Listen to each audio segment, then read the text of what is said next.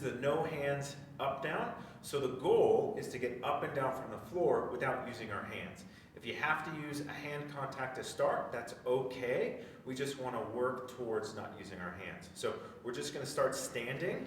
I'm not going to give too much technique instruction, but for most people coming down into a lunge, matching your knees, then the tricky part is now how do I lay down on the floor?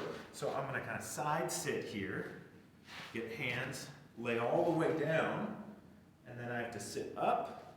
Where do I go from here? I'm going to tuck a knee underneath. This works on some hip mobility. I then have to come up. I'm going to get a leg, lean forward, push through the front leg, and then I stand. Okay? Showing that again, I'm going to step back, match the knees. This is where people will usually need a hand, so if you need one, go ahead and just gently push. Try to put as little pressure into it as you can. Laying all the way down, all the way back up.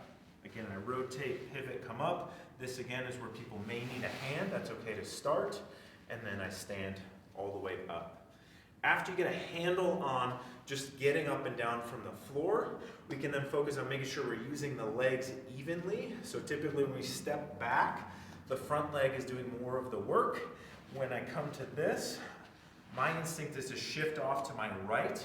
So I occasionally want to also make sure I'm going left and then come back down.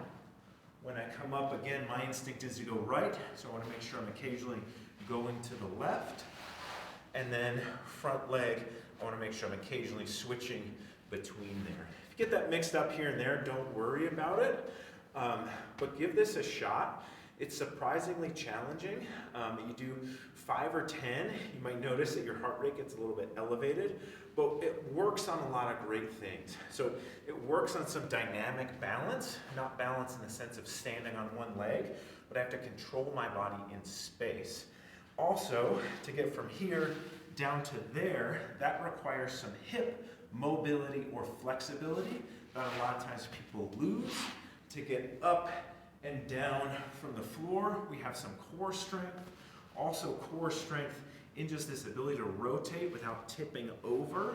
And then core and hip strength again to press up to this position, and then leg strength to stand. So we actually get a lot out of this kind of silly looking drill, but give it a shot. I think you'll be surprised. And there actually is a study out there showing that people who are more able to get up and down from the floor without using their hands have better longevity. So give it a shot and have some fun with it.